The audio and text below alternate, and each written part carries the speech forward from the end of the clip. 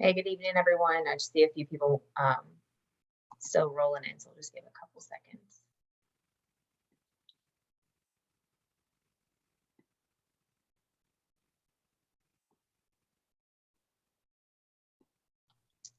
I think it's slowing down. Cool. Kelsey, you want to take it away? Absolutely. Good evening, everybody, and thank you for joining our Resurgence Grant Fund Q&A for Invest Atlanta. My name is Kelsey Maynor. I am the small business advocate for Invest Atlanta.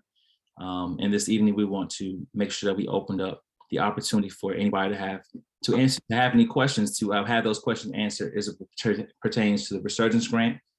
I know there's a lot of questions. I get emails all day, so this is an opportunity for you to ask the question directly to myself and Melody, and for us to be able to answer those questions to the best of our ability, and to make sure that you have the last 9 days to complete the Resurgence Grant, and to make sure that your business gets reimbursed some of the expenses that you incurred during COVID. Yep, and just I'll add that reminder, April 29th, 5 p.m. That's the deadline for applications.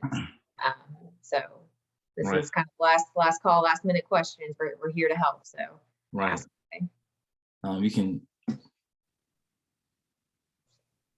type them away. I think I started to fill out the form about the PPP loan, but I got a PPP loan in 2020, and the form only seems to want details on PPP funds from 2021. Am I misreading, or should I not include 2020 PPP funds? Now, I will say this.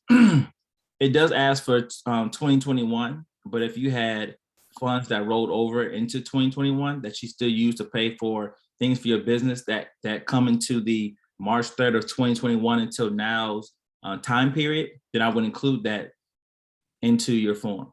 But if your money was spent by then, I would just follow the instructions and make sure that it's just from March 3rd of 2021 until now. But if some money had rolled over into the 2021 year and you still use it to kind of fund some of the things for your business, I would make sure that I would document that.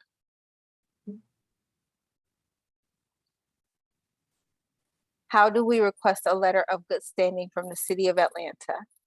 Great question. If you go to investatlanta.com and click the Resurgence Grant button at the top, if you scroll all the way to the bottom of that page, there will be a link that says letter of good standing and in parentheses, nonprofit only. You click that link and it will take you to the City of Atlanta's page to fill out that application. Yep, and I'll just add it just in a heads up. It does take about 30 days for those letters to get processed. I've heard of nonprofits having better luck just going down to City Hall when they open up in the morning. It's Suite 1350, Office of Revenue.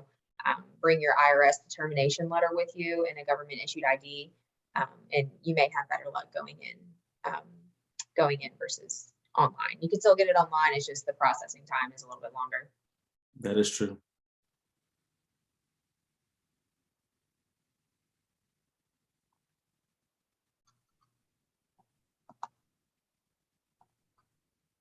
And while we have that, waiting on a few other questions, and speaking of the letter of good standing, if you saw the email for this Q&A session, then you saw the email pertaining to situations where you've requested a letter of good standing or you've requested a business license maybe, and you just haven't received it yet. That's not going to create a barrier for you to submit your Resurgence Grant Fund application. You can submit just a screenshot confirmation, an email confirmation, something that shows you did submit your business license application or you did request your letter of good standing, and you can include that in your grant application, and we'll continue to move your application through our process, and that'll give us a definitive list of applicants who are waiting on the city for the license or the letter, and we can work with the Office of Revenue directly. Absolutely. It seems like these funds are meant to be spent on COVID mitigation efforts, but it also seems like we can use them for regular payroll for employees as long as this wasn't covered by other COVID funds. Do we need to attest that we only had these payroll costs due to COVID? No, so The questions that are on the application are asking in regards to what money you spent from March 3rd of 2021 until now. And it's categorized by things like PPE products, commercial rent or mortgage. Did you have payroll? And if you had payroll, you were paying people throughout this time period, then yes, this grant is a reimbursement of those expenses.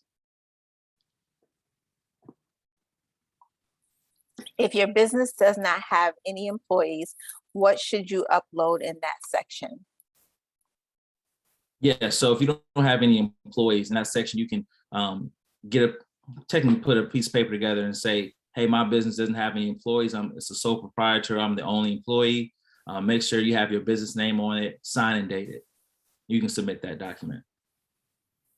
If you are a home-based business, do we need a business license? Yes. So in order for us to make sure it's disseminating money to City of Atlanta businesses, we are requiring that the City of Atlanta business license be had by those businesses. So you can, again, go to the City of Atlanta website and apply for your business license. And once you complete it, you can take a screenshot of your completion or your confirmation email. You can upload that for now, because it is taking about 30 to 45 days to get that back. Or you're more than welcome to go downtown to the City Hall and apply for your business license in person. We received the PPP loan that only covered payroll and rent expenses. Are we still eligible for funds for other expenses that had to be paid? That's the first part of the question.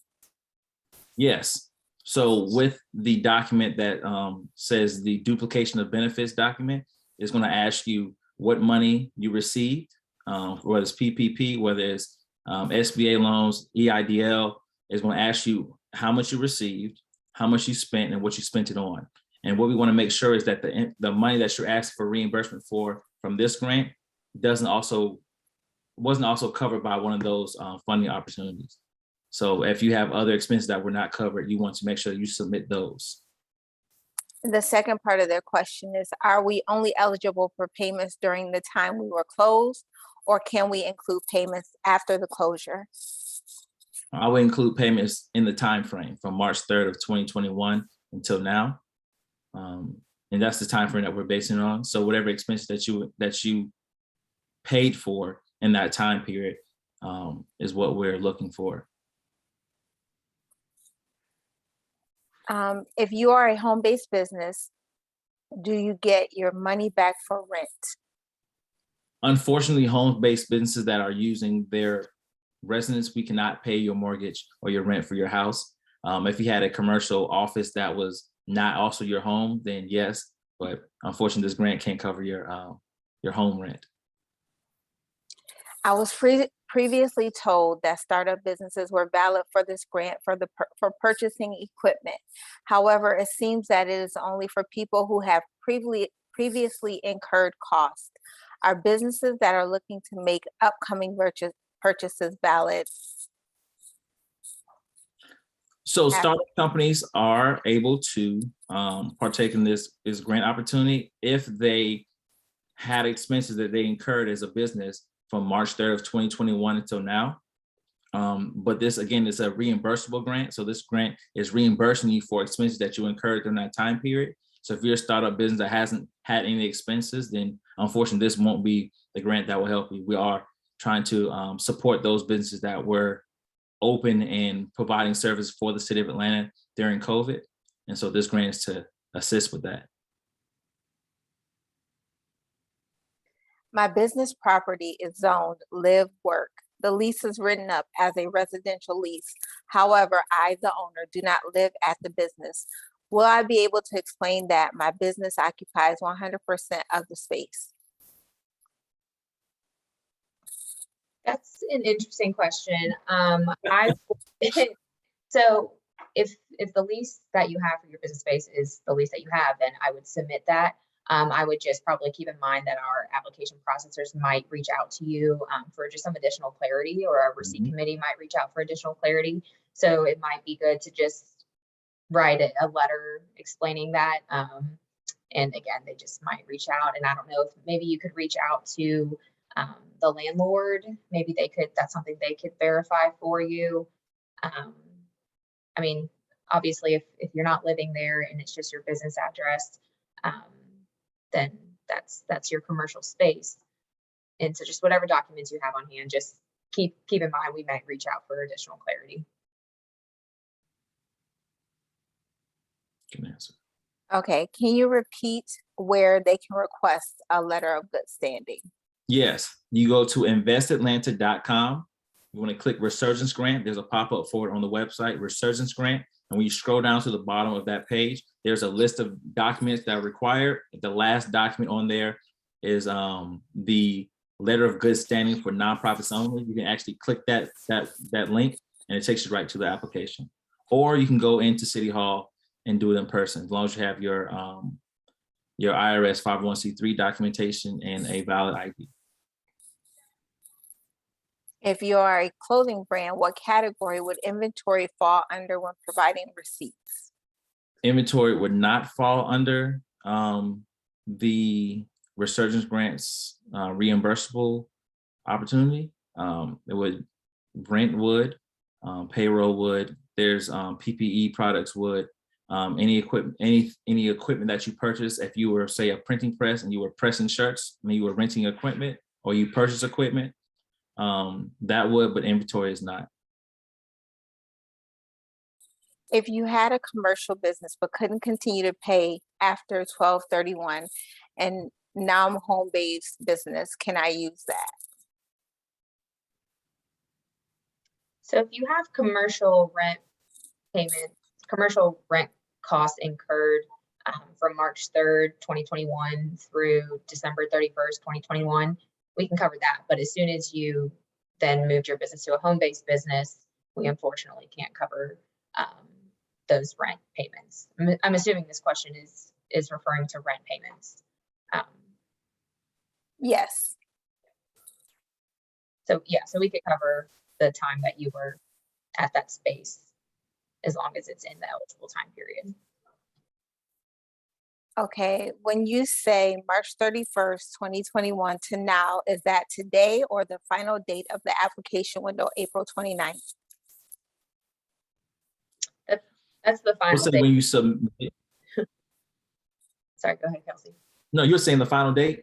I was saying whenever you submit, like if you submitted yesterday, how can you upload expenses that you incurred on the 28th? Yeah, so if you have up until the 29th to submit, you could, have expenses from now until then and then wait until the 29th to submit. But whatever day that you submit your application is when the cutoff of costs incurred are. There's not an opportunity to then come back a couple months later and submit more costs incurred. All costs incurred have to be submitted with your application. I own a company that contracts all of my employees, so I don't have a traditional payroll system. Am I still eligible to apply? Yes. Payroll is not the only structure that we're reimbursing, but if you have 1099 contractors, then you can upload their 1099 as well as the invoice that they sent for the work they did, and that will suffice as well for the payroll section. If I received cash payments, how do I claim them? So we can reimburse for cash payments, but we'll still have to see some sort of signed receipt that's connected to an invoice or something like that. That one we might have to take case by case, because we can, to answer your question, we can reimburse for costs that were incurred via cash payment. We just have to make sure it's the correct documentation, whether it's an invoice, whether it's a signed, letter from the vendor saying, yes, I was paid, or things of that nature. So we can, it just might reach out for additional documentation to verify that it was in fact spent. And can you just reiterate some details about commercial rent payments? The coverage date is from March 3rd, 2021 through? And through when you submit your application. Right. So Okay. it could be technically until April 29th. Okay. Are marketing marketing expenses covered under this?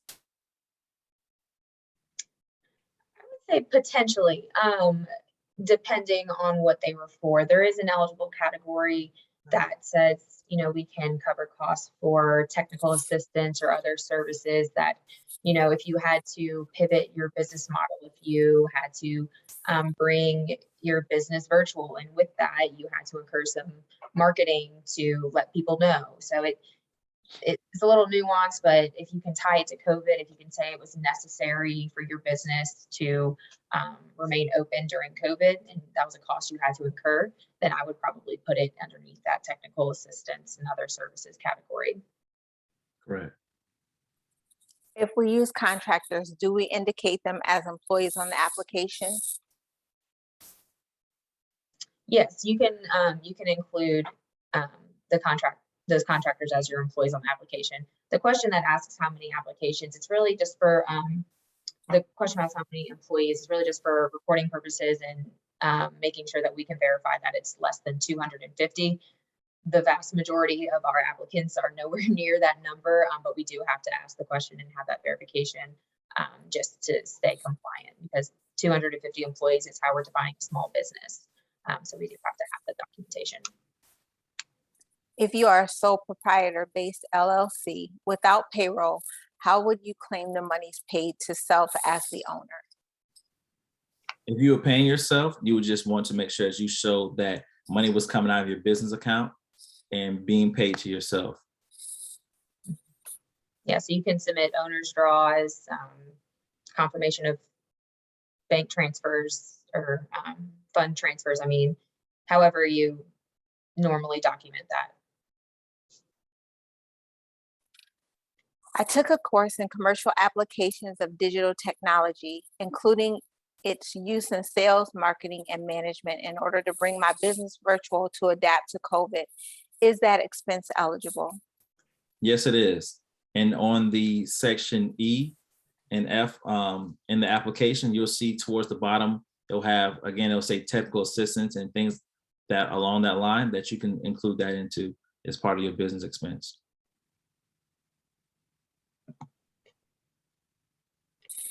Do the commercial business owners get reimbursed for rent loss after people couldn't pay, but they still had to pay rent? No, but if you're paying on the building that they're in, then you can ask for reimbursement of your mortgage payment, but not of lost revenue.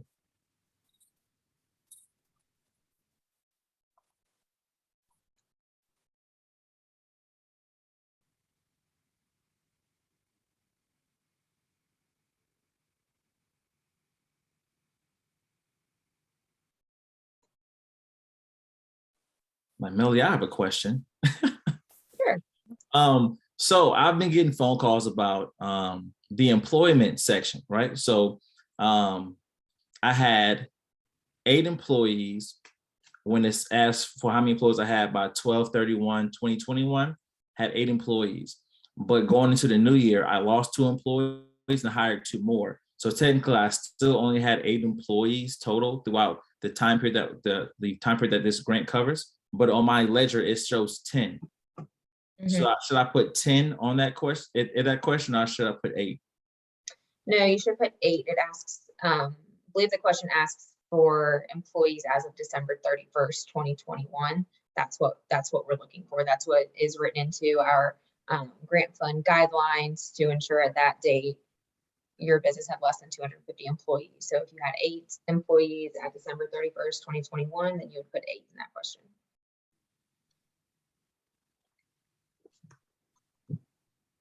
Are landlords eligible to submit?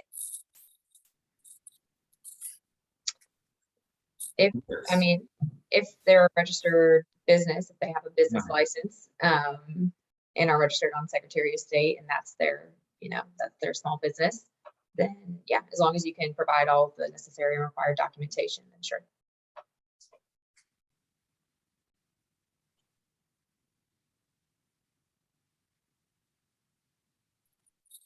As a follow-up to that, we wouldn't be able to include any employees up until now, only those as of 12/31/2021.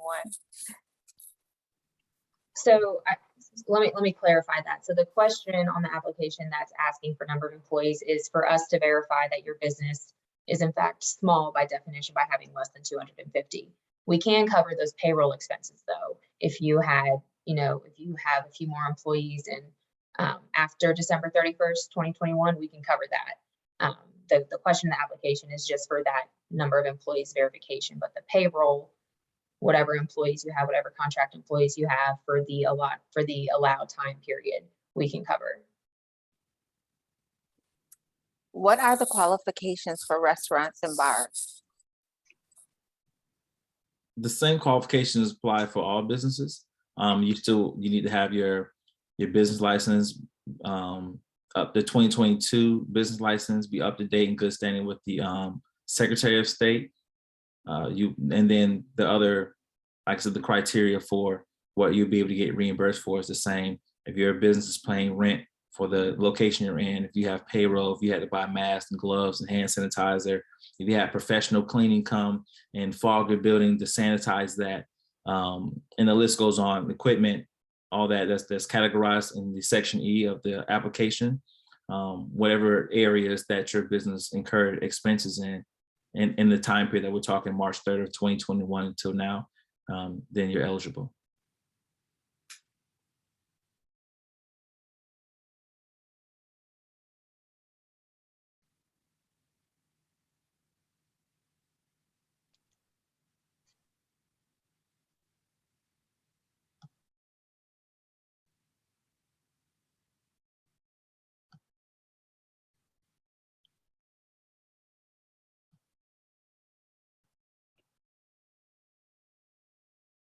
I got another question.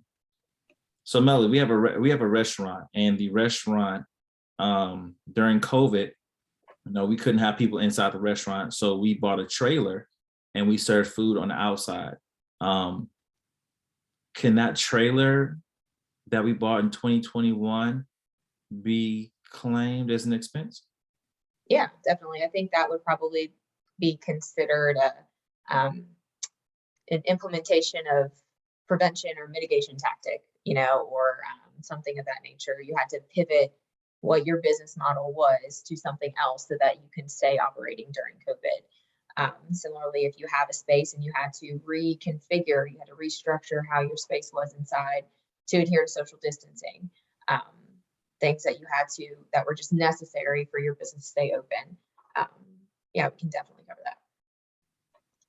Now, something like that, with it being such a big expense, again, just keep in mind, we'll probably reach out for just some clarification, because that's, we are going to get audited on this one day from U.S. Treasury. Just want to make sure things like that would potentially get pulled out from an audit, that we're just tight on that. So just making sure that we have all the correct documentation and we have clarification of what the expense was actually for.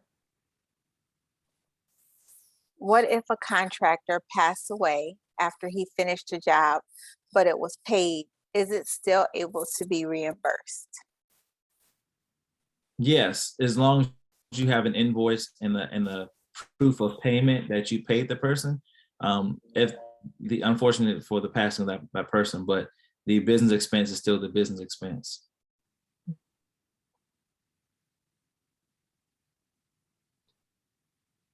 As long as it's okay.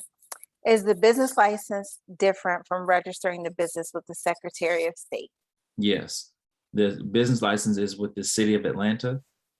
The Secretary of State is one step. Having a business license in the City of Atlanta shows that your business is actually in the City of Atlanta and doing business in the City of Atlanta, which is one of our requirements. You can go to the City of Atlanta website and apply for a business license. And once you complete that, you want to take a screenshot of the completed confirmation email and use that to submit into the application.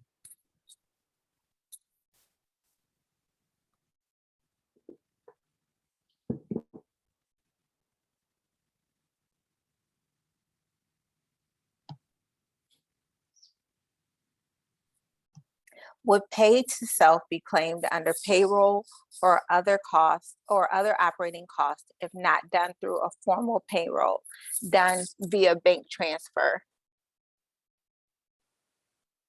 I would still put it under payroll. You can go on either one, but I would technically put it under payroll because you would technically be part of your own payroll.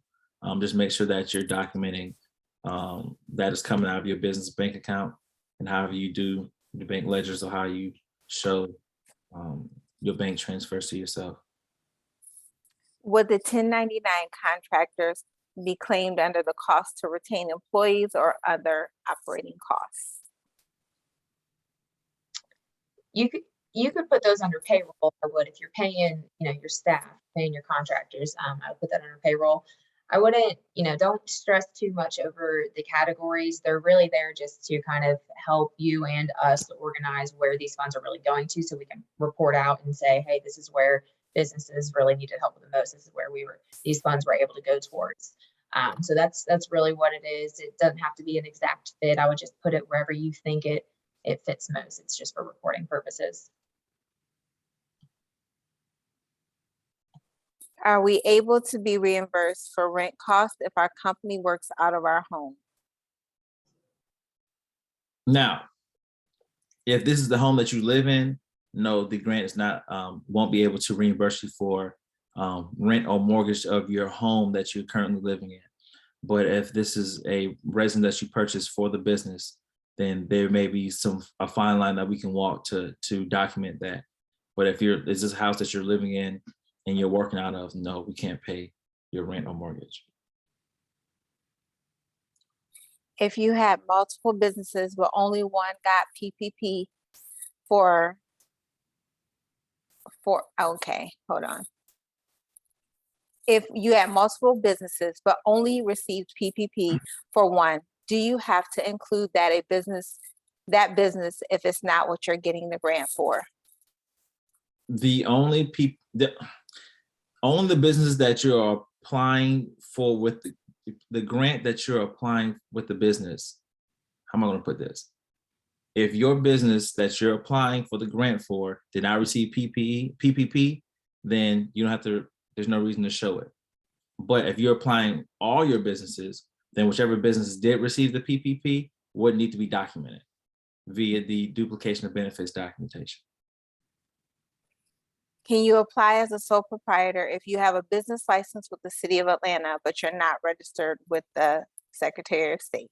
I would recommend you get registered with Secretary of State because that's one of our qualifications. So clarification, I learned recently too, actually, sole proprietors are not required to be registered with Secretary of State. So really? No, yeah. So we will have to,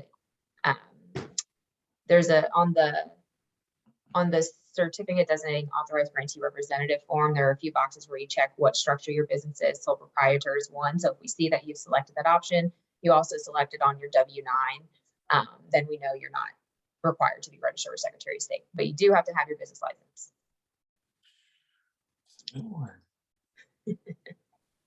When COVID started, the overseas manufacturers that produced our products had to shut down. We started renting an additional commercial location to manufacture our products locally. Will we be able to get reimbursed for this second location?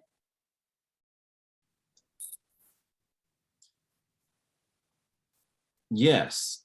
As long as is this location, how does that work? Because with the business license have to be associated with a particular. Yeah, so your City of Atlanta business license should indicate what your business location is. That's the location that we can reimburse rent for. So that's the business that's registered with the city. That's the location that's registered with the city. So yeah, if that's your business location and you were occupying that space in the eligible time period, then sure. I understand if you apply for the PPP, you must list it, but do you also have to list the EIDL funds and how they were spent? Yes, that's also that's a section on the duplication of benefits documentation that asks you what money you received in and how you spent it. Not to disqualify you, but just to make sure that, again, that we're not duplicating funds, that the funds that you use from those monetary groups is not also what you're asking to be covered by Resurgence Grant.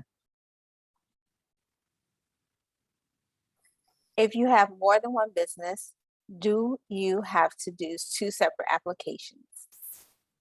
Yes, if you are asking for reimbursement for the business, yes. You don't have to do both. You can just do one if you want to, but if you want to be reimbursed for both businesses, then yes, you have to do 2 applications. Are you eligible if you are a residential business license? So I want to follow up on that question. I'm not familiar with a residential business license, and just to clarify, we don't process business licenses. We're not involved in that process. I work directly with the Office of Revenue with questions like this all the time, just to make sure I'm getting the right answer. But to my knowledge, even if you're a home-based business, you still have to have a general business license. So if this person wants to maybe shoot an email to the resurgence@investatlanta.com email address that's on the screen right now, I'm happy to reach out to Office of Revenue and confirm that for you. If I was renting a booth in a commercial, but they're going out of business, what documents do I need to get reimbursed for the booth rental? So if you're renting a booth for your business and you have a signed lease by you and the person who owns the booth or the space that you're renting, then you need to submit that, as well as documentation showing that you are paying the lease for that in the time period that we're talking, from March 3rd of 2021 until now.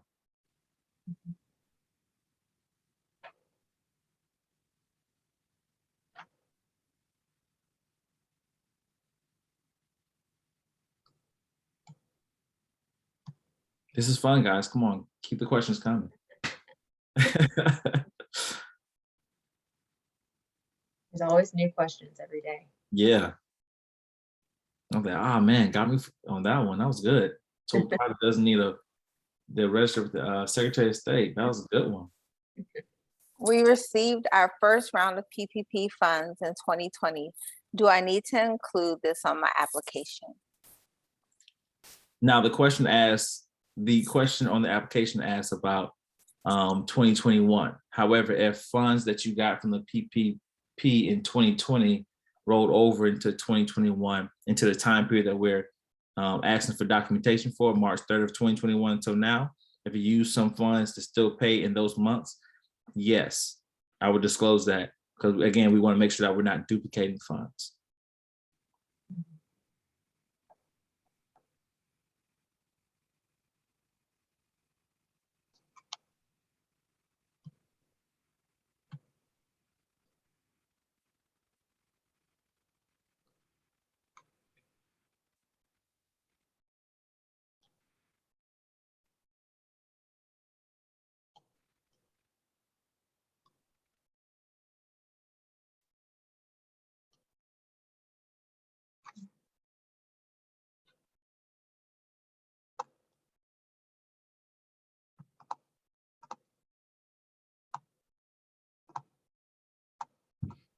Somebody's typing up a good question. I can feel it.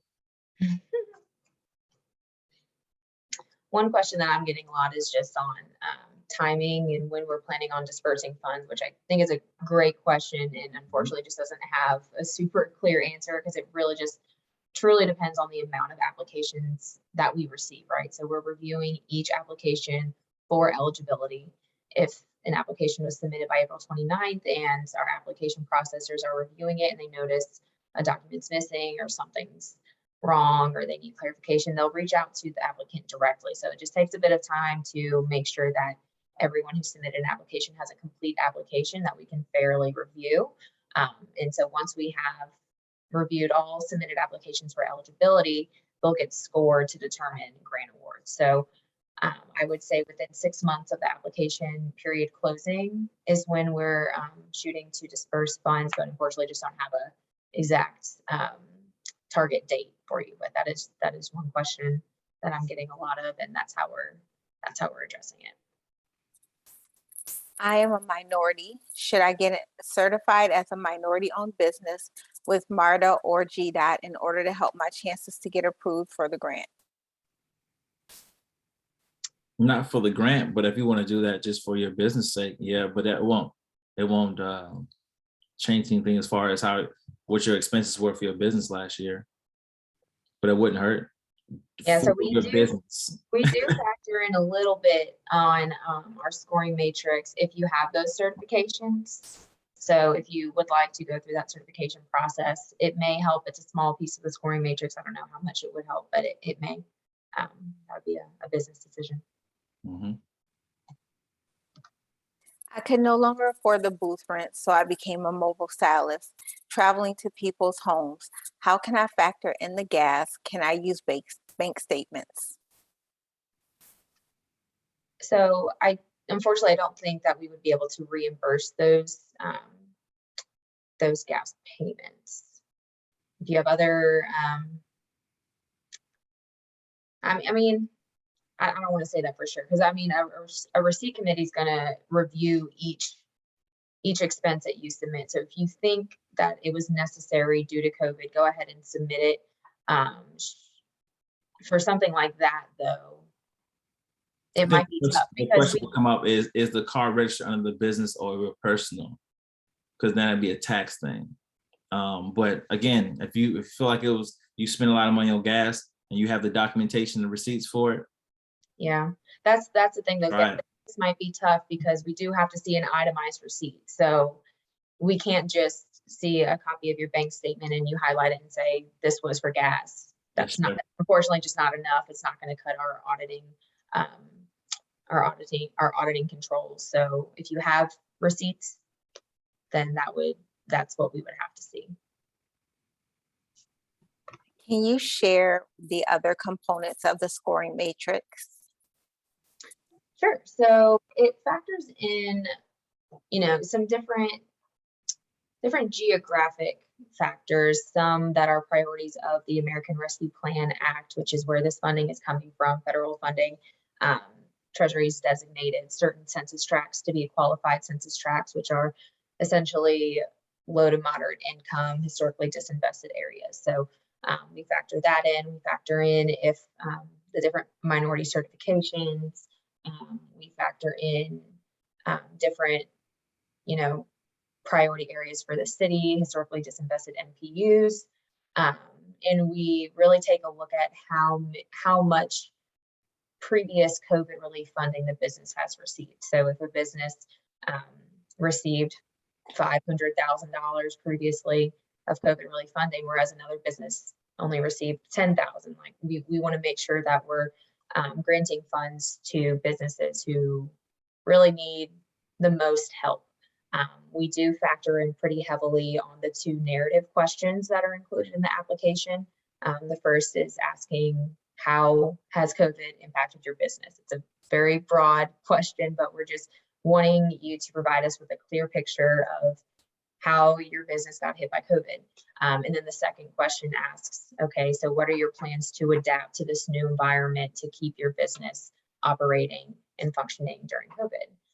So we look at those narratives pretty closely. So I would just encourage you to just be thoughtful, take a bit of time, make sure you're giving us a really clear picture of what your business has endured due to COVID. First, thank you, Kelsey and Melody, for your help. If I have questions while I'm completing my application, is there someone I can reach out to?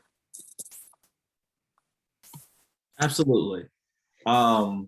Typically we say you can email resurgence@investatlanta.com, but I'm going to put myself out there as well. Email me, K Maynor, that's KMAYNOR @investatlanta.com. I do this all day, every day, from phone calls to emails. Email is probably the easiest. I'm able to look at the question you're having. I also have access to see applications as well. So sometimes I can see exactly where you're talking about and be able to assist you that way. But resurgence@investatlanta.com, as well as K Maynor, MAYNOR @investatlanta.com. Is there a limit on the reimbursable expenses of a sole proprietor's payments to self or owner's draw? So no, I mean, we're going to look at those a little bit more closely, right? We want to make sure that it's reasonable. We can tell this is typically what you pay yourself type of thing. If a sole proprietor submits, proof that they just transferred $40,000 to themselves and they're asking us to reimburse that, that's not necessarily going to cut it. So, to answer your question, technically no, but we are going to be looking at those cases just a little bit more closely, just to make sure that it does make sense. Right. Every application is going to go through an underwriting process. So if there's any questions or anything that we need clarity on, the underwriters will reach out to you and ask for clarity. If you were paying yourself, I don't know how much money your business makes. So if you were paying yourself a certain amount of money, it'll just need to be clarified. Mm-hmm. Are loans private or public reimbursable? Loans? Yes. Like loans that the business paid out? I'm not sure. Payments. I've gotten that question before. No, we can't reimburse you for payments to pay off a loan, any debt service, any credit card payments. Unfortunately, no, we can't reimburse you for that. Is it okay to include personal information in the narrative section? Sure. Everything that you put onto your application is, we have a very secure software. It's all confidential. So you can, if you think it would shed more light on your case, but not required. Right. Just know that the two questions are they are in reference to your business. But because you are your owner and operator of the business, if things were going on with you during COVID that affected the business, yes, tell the story. Tell their business story. That's what we want to hear.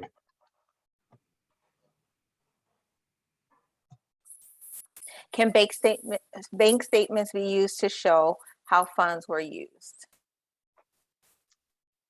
Bank As long as they go along with receipts. Again, if you showed a bank statement for $300 at Home Depot, we have to verify that $300 was spent on an itemized receipt, so we can see what was spent. So bank statements alone will not work without correlating receipts or invoices. Yeah, the itemization piece is really crucial. I mean, we've mentioned a few times, we're going to get audited by Treasury eventually. That's just the nature of this program. And so we have a receipt committee that's going to go through every single expense. And for example, if you had a Home Depot receipt and the majority, say it's a $300 receipt and $295 with eligible expenses, but you bought a Coke and a bag of chips for $5, we're going to take that off of that receipt amount. We can't reimburse you for that. So it really is just that detailed, and it's just to make sure that we're staying compliant with U.S. Treasury. For our state ID, do we redact our home address along with other identifiable information? So you'll redact your Driver's. ID number, like your driver's license number, your passport number, and your birth date. Those are really just the two main pieces of personal identifiable information that we require you to redact. You are welcome to redact the address if you'd like. We really just need to see the name and that it's not expired. Are loans acquired for business finances reimbursable? No. If you spent money on inventory which was priced higher than normal, can that be used? If so, is there an exclusion to what's considered inventory? Unfortunately, inventory is not covered under the grant fund. Other expenses are, but the purchase of inventory or the loss of revenue is not. If the city of it, okay, sorry. Great on that a little, just to maybe help shed some light. So really the idea is if it's an expense that, except for the payroll and the rent, all the COVID related expenses, it's something that was unexpected, something you had to pay because of COVID. Inventory is looked at as, well, you have to buy inventory anyways. I kind of understand where you're coming from saying that it's now more expensive because of COVID, but just unfortunately it falling under inventory itself. wouldn't qualify. If the city of Atlanta shows you as compliant, but fees are due, is that going to be a problem? So yes, we need to see that fees are paid. Yep, even if you are compliant with the city, you still have to pay your fees, and we'll check, our application processors will check the city system, and we can see if your application status is submitted. We can see if your fees are due. We can see if they were paid. So yeah, we'll need to see proof of that payment. I have a trucking dispatch business. Our tractor payments, taxes paid, IFTA, ELD mandates, and all operating expenses reimbursed. So I want to say no. Taxes, definitely not. Potentially operating expenses. Again, tractor payments, that's kind of a normal expense that you would have. So you can, if you have a case that you can tie it to COVID, go ahead and you can submit it and see what the receipt committee comes back and says. But my instinct is telling me no.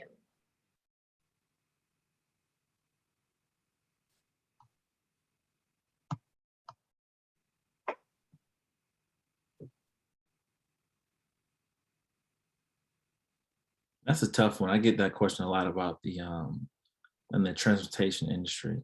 Mm-hmm. Yeah, and we understand, like, there's a lot of just really nuanced businesses, and at the end of the day, you all know it better than we do. So really, if you have an expense and you can tie it to COVID, you can make a case for it and say this was necessary due to COVID.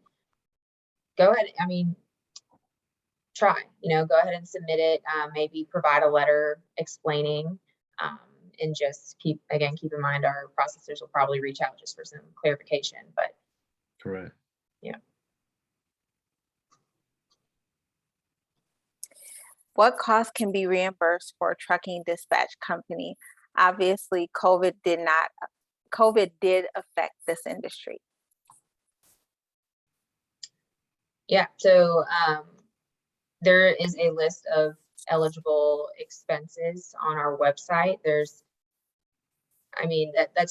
That just is, the eligible categories are just the eligible categories for this grant program. We understand that several industries were impacted by COVID. We're not asking, each applicant to show proof that their business was impacted by COVID, but as far as eligible expenses, we just have to make sure we have documentation that, that the eligible categories are there, because if they fall in those categories, then it's because of COVID. But if it's something other, then you may just need to explain that.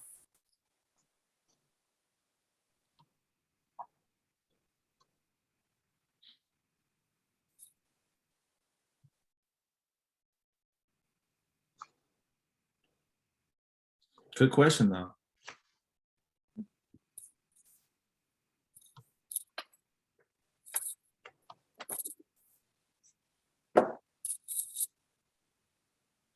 So do the hands raised mean they have questions, or the hands are just still raised? They're just still raised.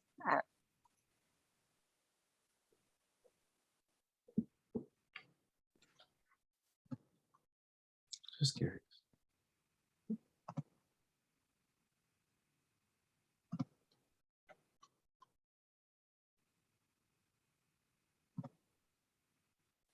How lengthy can the response to the 2 questions of the impact of the virus and the measures to adapt be? The minimum is 2 paragraphs? Yeah, I think there's no maximum, which is interesting. So when we did this grant fund last round, we put a maximum on there, just to help with the review process, just so they're not super lengthy, but it ended up kind of backfiring a little bit. We weren't able to get a clear picture. So this time we put a minimum. I think it's a minimum 500 character, which is about 2 paragraphs. There's no maximum. You don't have to write us a novel, but you can, as much space as you need to clearly tell your story.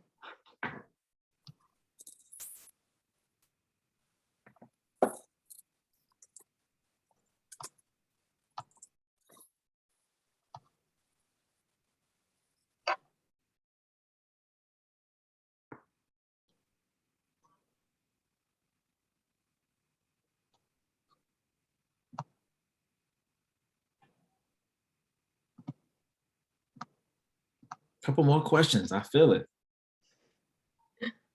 We have 10 minutes left.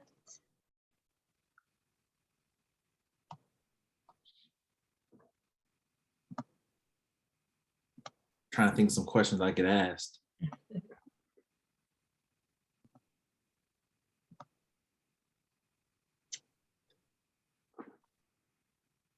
I think one of the biggest questions not biggest, but question I get asked a lot, I think someone brought it up earlier regarding if you don't have any employees.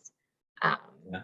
I think the way the application reads, it kind of looks like that form 941 is required, which it's not required to have that form. It's required to have some sort of payroll documentation that we can use to verify your number of employees. So if you have the 941, if you utilize that form, then that's perfect. But if not, just whatever payroll documentation you have on hand. If you don't have employees, like Kelsey said, if you can just write us a letter with the business name and it's signed and dated, just stating that. Now, for the payroll documentation, what does it need to show? Yeah, so it should show, number of employees, hours worked,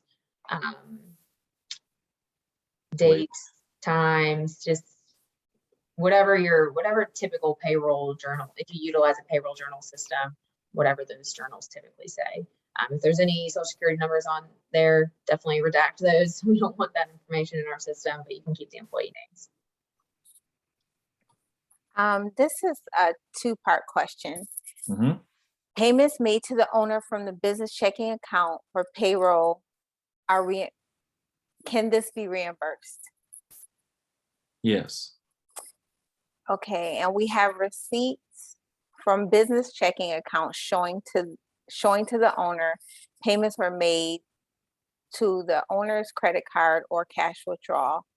How much can be reimbursed for the owner pay for a single member LLC? I don't think there's a limit, but just there would be questions asked to make sure that what it's showing as far as how much money is coming out of the account going to the owner is used as payroll. But if it's been sent to the owner to be used to pay other things, then there'll be questions asked to make sure that we're clear on what will be used for payroll in that section and what the money was used for. If the money comes out of the business account going to the owner, is it payroll? Is it consistent, or is it lump sums of different funds? And again, the underwriter will reach out to inquire more in detail.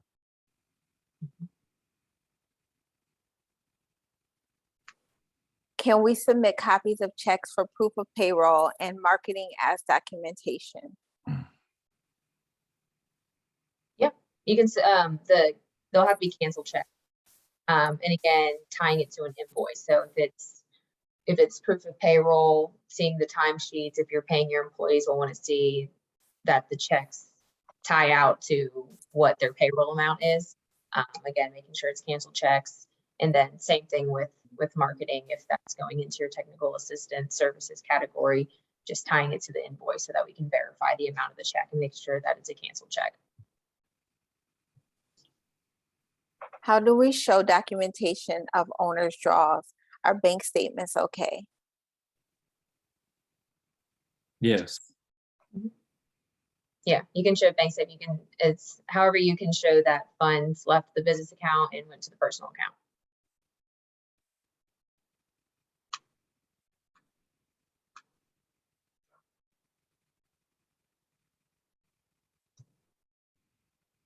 And these are great questions regarding payroll. And just so you all know, this is brand new for us for Invest Atlanta to be able to reimburse for payroll. And so we've learned a lot as far as absolutely business owners paying themselves and sole proprietors, and it's been a learning curve for us. But I think we're working closely with the city's compliance department to make sure that we are getting the correct documentation. But just so you know, the payroll one is new for us. So we're just trying to make sure that we have the documentation in hand that we need in the event of an audit. Would that documentation go in the section for employees? For the owner's draws, yes, that would. Yeah, that'd be for like a payroll. If my business used Cash App, can I use that? Yes, you would just have to show the screenshots of the Cash App, and still has to be tied to some type of documentation for who you're paying. So if it's payroll, it would still need to coincide with the ledger saying the person you're paying, the hours they work, the time period it was, the wage, and that payment has to coincide with that documentation. Yeah, and with Cash App and Zelle, PayPal, other payment apps, a lot of times, you know, you can screenshot the app, but it doesn't really show that much information. It just kind of shows the amount. It doesn't necessarily show who it came from. It shows who it's going to, but it doesn't show that it's coming from you. I've noticed that a lot of times, and the email confirmation that gets sent to you has more of that information. And some payment apps even allow you to download almost a bank statement, like a transaction history that shows who, like shows the date, shows the amount, shows who the money was going to for your payment app account.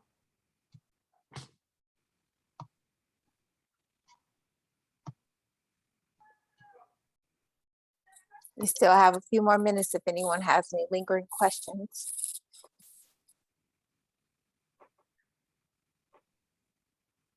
Melody, so I have this my business, and I didn't have any employees because of COVID, and I didn't make enough money to pay myself. Can I still submit like what my salary would have been had I been busy during COVID? I could pay myself. Can I submit that in the payroll section? Unfortunately not, as much as I wish that we could. Just again, following US Treasury guidelines, following city's compliance in our auditing controls, we have to see those expenses were incurred. This is reimbursable, so we have to see what expenses we're reimbursing you for. Kelsey, can you repeat your email address? Yes, it's K, M as in Mary, A-Y, N as in Nancy, O-R, at investatlanta.com. As an LLC owner, is a check from my business account to our personal account sufficient for proof of payroll? So yeah, it has to be a canceled check. And again, with these cases, we're just going to have to look at it a little bit closer just to make sure that what you're paying yourself is consistent, makes sense. Just again, going back to the example, if you write a $40,000 check to yourself from your business account and then ask to be reimbursed for it, it might raise up a little red flag for us to dig deeper into. But as far as proof of payment documentation, a canceled check, yes. What do you mean by a canceled check? So that's a great question. If you just write a check and sign it and take a picture of it, that's not going to cut it. But once you deposit that check, you should be able to go onto your bank account or ask your bank. They can provide it for you, showing that the check cleared, that it was deposited into a different account. If I spent some PPP funds on inventory, can I show that is how those funds were spent? Yes. Again, with the duplication of benefits, we just want to see that the money, the expenses that you're asking to be reimbursed by the Resurgence Grant wasn't already covered by one of the other fundings, SBA, PPE, EIDL. So if you use PPP for inventory, you can't claim inventory in the Resurgence Grant anyway, but we do want to see that you documented that where that money was spent. Mm-hmm. Just easier for us to be able to document what money is what and what we're covering and what else was covered, so that we're not, again, duplicating benefits.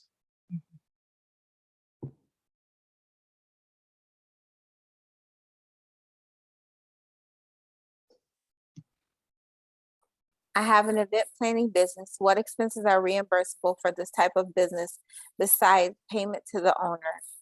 I do have a separate business checking account and business credit card. I pay vendors, DJ, rent space. Yep. So we, again, have a list of all eligible expenses. you know, it's hard to answer this question with just that high level information from you. If you want to chat offline, let us know. We can maybe figure out what expenses you have that are eligible. But typical expenses that you would have anyways probably wouldn't get reimbursed. So yeah, maybe reach out to us offline and we can talk about it. Does this cover supplies for work? That's another one of those questions where it depends on what supplies we're talking about. And, you know, if these are cleaning supplies and it's excessive, you have to buy extra gloves and extra masks and extra hand sanitizer, things of that nature in regards to COVID, yes.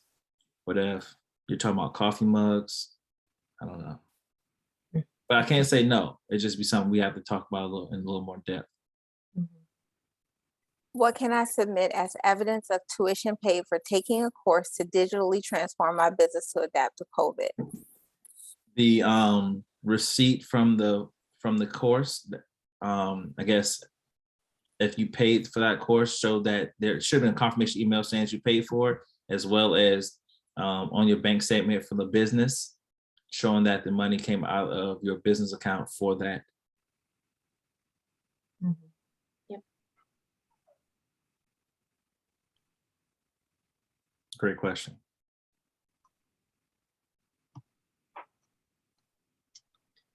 I think we are right at time, and I don't. Teachers, do we have any other questions coming in? More questions? No, we don't. All right. Cool. Well, I will say this, guys. I thank you all for joining us this evening and asking such great questions. I do want to say we've answered a lot of your questions, so I expect to see you guys putting in your applications and completing them within the next 9 days. April 29th by 5 p.m. is the deadline. So I expect to see you guys. I expect to see some of these names and businesses popping up in the completed section of the application very soon. I hope that it was very informative. And if you have any questions, again, resurgence@investatlanta.com for any questions, or kmaynor@investatlanta.com for any more questions. Yep. Yeah, just ditto. Appreciate you guys taking the time this evening to ask these questions. They awesome questions. Hope it was helpful, but definitely reach out if anything else comes up. And with that, thank you guys. Have a great evening.